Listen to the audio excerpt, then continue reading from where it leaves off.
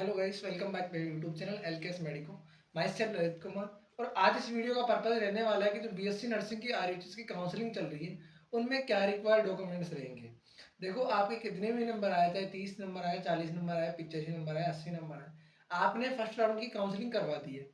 अब आपको अगर फर्स्ट राउंड का जब भी रिजल्ट आएगा, जब भी अलॉटमेंट लेटर आएगा, तो आप क्या करोगे? काउंसलिंग का सॉरी रिपोर्टिंग करवाओगे। आपको जो भी कॉलेज अलॉट हुआ है उसमें आप रिपोर्टिंग करवाओगे।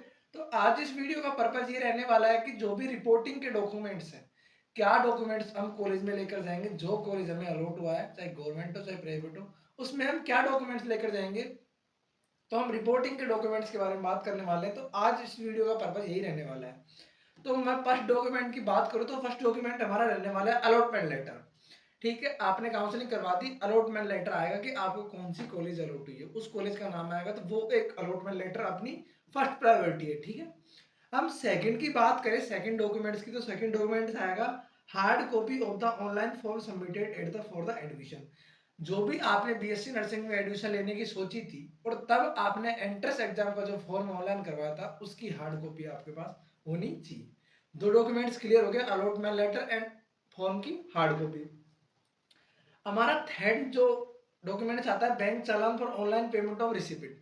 जब भी आपने काउंसलिंग करवाई थी तो आपने पेमेंट किया होगा। जब 550 रुपये की आप फीस लगी होगी तो आपने काउंसलिंग करवाई होगी, फीस लगी होगी।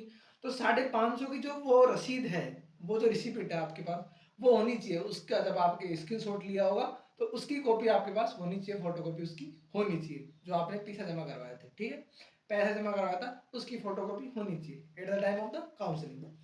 आपके पास फोर्थ डॉक्यूमेंट आ जाएगा फोटो आईडी। ऐसा आईडी जिसके अंदर आपकी फोटो आईडी हो, जैसे आधार कार्ड होगा, जन आधार कार्ड होगा, पीटीसी, इसके अंदर फोटो युक्त आईडी। ठीक है, नेक्स्ट डॉक्यूमेंट आता है 10th की मार्कशीट, ओरिजिनल मार्कशीट की कॉपी होनी चाहिए, फोटो कॉपी आप करा के तैयार रखें। फिर नेक्स्ट डॉक्यूमेंट आता है हमारा 12th की मार्कशीट। ठीक है, 12th की मार्कशीट जो होनी चाहिए। फिर हमारा नेक्स्ट डॉक्यूमेंट आता है चरित्र प्रमाण पत्र, ये बहुत जरूरी है, चरित्र प्रमाण पत्र। ठीक है, चरित्र प्रमाण पत्र आफ्टर जब आप भी स्कूल से आए होंगे, तो मतलब जब भी आपने 12th पास आउट करी होगी, तो आपको टीसी के साथ एक वो दिया गया होगा, चरित्र प्रमाण पत्र। ठीक है, तो वो भी आपका होना चाहिए। टीसी प्लस चरित्र प्रमाण पत्र आपको दिया होगा स्कूल में से, वो आपका होना चाहिए। नेक्स्ट आता है हमारा जाति प्रमाण पत्र। जाति प्रमाण पत्र होना चाहिए, 1 साल से पुराना नहीं होना चाहिए। जाति प्रमाण पत्र, कास्ट सर्टिफिकेट जिसे हम बोलते हैं, वो जरूर होना चाहिए, उसकी कॉपी होनी चाहिए। फिर नेक्स्ट आता है हमारा मूल निवास। मूल निवास ओरिजिन भी होना चाहिए और उसकी कॉपी भी आपको होनी चाहिए at the time of the reporting. College में आप रिपोर्टिंग कराने जाओगे तो आपके पास मूल निवास भी होना चाहिए।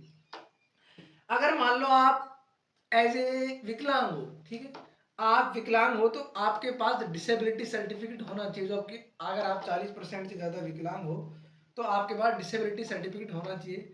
और विकलांगता का एक भी फायदा है कि आपको स्कॉलरशिप भी मिल जाती है उसके अकॉर्डिंग। विकलांग अगर आप हो तो एक स्कॉलरशिप का फॉर्म आता है, वो भी लग जाता है उसके साथ साथ। तो आपको विकलांग सर्टिफिकेट बनवा लेना है, आपके पास होगा। अगर डिसेबल हो तो सबके पास रहता है, जो भी विकलांग होगा 40% ज्यादा, तो उसके पास विकलांग सर्टिफिकेट रहता है।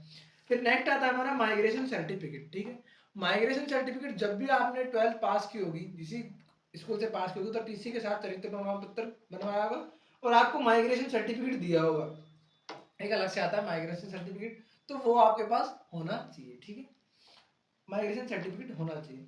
अब हमारे कम से कम 10-12 डॉक्यूमेंट्स हो गए, अलॉटमेंट लेटर हो गया, hard copy form online submit जो वैसी नर्सिंग का किया था, बैंक की चालान हो गया जो हमने पैसे जमा कराया था काउंसलिंग के टाइम, फोटो आईडी होगी, 10th की मार्कशीट हो गई, 12th की मार्कशीट हो गई, चरित्र प्रमाण पत्र हो गया, जाति प्रमाण पत्र हो गया, मूल निवास हो गया, विकलांग सर्टिफिकेट हो गया, माइग्रेशन सर्टिफिकेट हो गया।